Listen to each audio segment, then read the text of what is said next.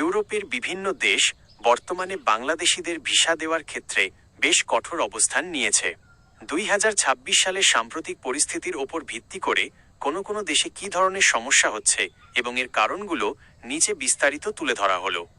ইউরোপের যেসব দেশে ভিসা পেতে সমস্যা হচ্ছে, বর্তমানে কয়েকটি দেশ বাংলাদেশিদের জন্য ভিসা ইস্যু সীমিত বা কঠোর করেছে। ইতালি বাংলাদেশিদের জন্য অন্যতম জনপ্রিয় গন্তব্য হলেও বর্তমানে ইতালির ওয়ার্ক পারমিট বা স্পন্সর ভিসা যাচাইকরণে ব্যাপক ধীরগতি চলছে। অনেক ক্ষেত্রে আবেদন ঝুলে থাকছে দীর্ঘ সময়।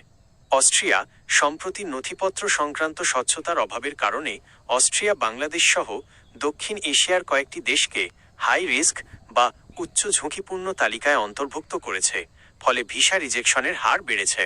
রোমানিয়া যদিও রোমানিয়া ভিসা দিচ্ছে, তবে যারা অন্য দেশে চলে যাওয়ার উদ্দেশ্যে রোমানিয়া যান তাদের কারণে এখন ভিসা ইস্যু করার আগে কঠোরভাবে ব্যাকগ্রাউন্ড চেক করা হচ্ছে। জার্মানি ও ফ্রান্স এই দেশগুলোতে স্টুডেন্ট এবং ভিজিট ভিসার জন্য অ্যাপয়েন্টমেন্ট পাওয়া এখন অনেক বেশি সময়সাপেক্ষ হয়ে দাঁড়িয়েছে। কেন এই হঠাৎ কড়াকড়ি? মূল কারণসমূহ। পররাষ্ট্র মন্ত্রণালয় এবং অভিবাসন বিশেষজ্ঞদের মতে কয়েকটি প্রধান কারণে ইউরোপের দেশগুলো বাংলাদেশিদের ভিসা দিতে অনীহা দেখাচ্ছে। 1. ভুয়া নথিপত্র। আবেদনপত্রের সাথে জাল ব্যাংক স্টেটমেন্ট, ভুয়া কাজের অভিজ্ঞতা বা শিক্ষাগত যোগ্যতার সনদ জমা দেওয়ার প্রবণতা বৃদ্ধি পাওয়া। 2. অবৈধভাবে থেকে যাওয়া।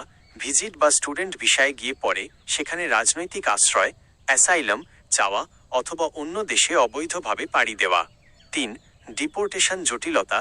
অবৈধভাবে থাকা বাংলাদেশিদের ফিরিয়ে আনার ক্ষেত্রে ধীরগতি থাকায় ইউরোপীয় ইউনিয়ন ইইউ অনেক সময় ভিসার ওপর চাপ প্রয়োগ করে। 4. নিরাপত্তা ও রাজনৈতিক পরিস্থিতি। দেশের অভ্যন্তরীণ রাজনৈতিক অস্থিরতা এবং আন্তর্জাতিক ইমেজ সংকটের কারণেও ভিসা স্ক্রিনিং অনেক বেশি কঠোর করা হয়েছে। পরিস্থিতির উত্তরণে কী করা উচিত? সঠিক তথ্য প্রদান। কখনোই কোনো দালালের প্ররোচনায় ভুয়া কাগজপত্র তৈরি করবেন না। দক্ষতা বৃদ্ধি। আপনি যদি দক্ষ কর্মী হিসেবে যেমন আইটি, নার্সিং বা টেকনিক্যাল কাজ আবেদন করেন, তবে ভিসা পাওয়ার সম্ভাবনা অনেক বেশি থাকে। সাক্ষাৎকারের প্রস্তুতি, কেন যাচ্ছেন এবং ফিরে আসার গ্যারেন্টি কী তা ইন্টারভিউতে স্পষ্টভাবে বুঝিয়ে বলতে হবে। পররাষ্ট্র উপদেষ্টার ভাষ্যমতে ভিসা না পাওয়ার দায় আমাদের পুরো সিস্টেমের।